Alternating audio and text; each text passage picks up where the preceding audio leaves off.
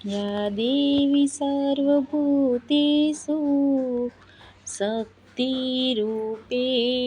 संस्थिता नमस्तस्यै नमस्तस्यै नमस्तस्यै नमो नमः।